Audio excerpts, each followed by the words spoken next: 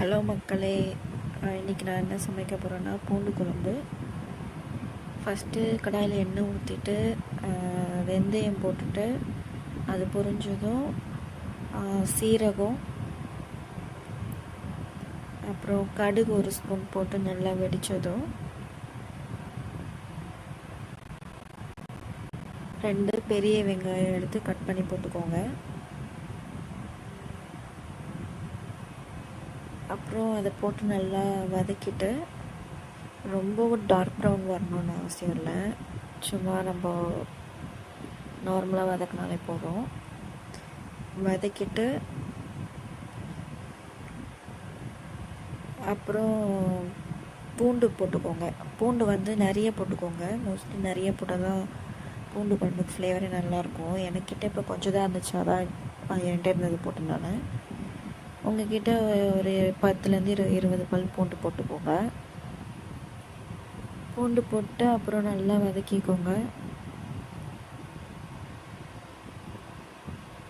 வதக்கிக்கிட்டே அப்புறம் பேலன்ஸ் கொஞ்சம் பூண்டு எடுத்து வச்சுக்கோங்க, ஏன்னா நம்ம அதை குறைன்னு அரைக்கணும். அதுக்காக பாதி அரைச்சும் போட்டேன், நான் பாதி இப்படி முழுசாகவும் போட்டேன். பூண்டு கூட வந்து கருவேப்பிலையும் மிளகும் குறைன்னு அரைச்சி போட்டுக்கோங்க.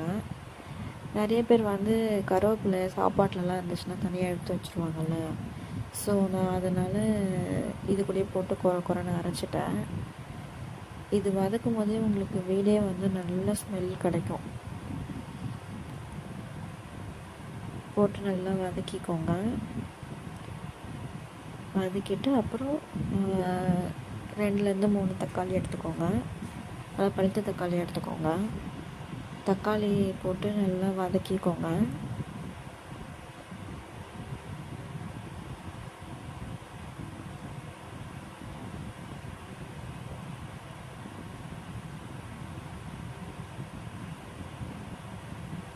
அப்புறம் தேவையான அளவு உப்பு இப்பயே போட்டுக்கோங்க, அப்போ தான் தக்காளி கொஞ்சம் நல்லா டக்குன்னு வெந்துடும், அது என்ன மசிஞ்சிடும்.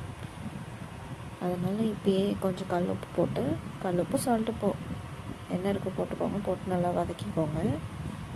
வதக்கிக்கிட்டு இப்போ வந்து நம்ம மசாலாஸ் ஆட் பண்ணிக்கலாம். மசாலா ஆட் பண்ணும்போது அடுப்பு தீயை வந்து ஸ்லோ பண்ணிக்கோங்க. எங்கள் வீட்டில் வந்து காரம்லாம் நாங்கள் கம்மியாக தான் சாப்பிடுவோம். ஸோ அதனால் நான் ஒரு ஸ்பூன் தான் போட்டிருக்கேன். ஒரு ஸ்பூன் ஒரு அரை ஸ்பூன் அப்படி தான் போடுவேன். நான் மிளகாத்தூள் போட்டுக்கோங்க, வீட்டில் அரைச்ச மிளகாத்தூள். அப்புறம் மல்லித்தூள் போட்டுக்கோங்க ஒரு ஸ்பூன். அப்புறம் மஞ்சத்தூள் போட்டு நல்லா வதக்கிக்கோங்க. நல்லா அந்த பச்சை வாசனை போகிற அளவுக்கு சிம்மில் வச்சு வதக்கிக்கோங்க. சிம் அதிகமாக சொன்னால் ரொம்ப மசாலாஸ்லாம் போட்டு அந்த நெடி ஏறிடும், அதுக்காக தீஞ்சிரும். அதனால் சிம்மில் வச்சு வதக்கிக்கோங்க. வதக்கிக்கிட்டு ஒரு நெல்லிக்காய் சைஸ் புளியை வந்து தண்ணியில் கரைச்சி அதை ஊற்றிக்கோங்க. இந்த குழம்பு வந்து எப்பவுமே கட்டியாக வச்சா, சிலருக்கு கட்டியாக பிடிக்கும், ஆனால் இந்த மாதிரி ஓரளவுக்கு தண்ணியாக வச்சா தான் நல்லாயிருக்கும். அதனால் வேணுன்ற அளவுக்கு தண்ணி ஊற்றிட்டு ஒரு 10 மினிட்ஸ் மூடி வச்சுருங்க. 10 மினிட்ஸ் அப்படியே விட்டுறாதீங்க, இடையில எடுத்து பாருங்கள் என்ன கண்டிஷனில் இருக்குன்னு. அப்புறம் 10 மினிட்ஸ் கழிச்சு ஓப்பன் பண்ணி பாருங்கள்.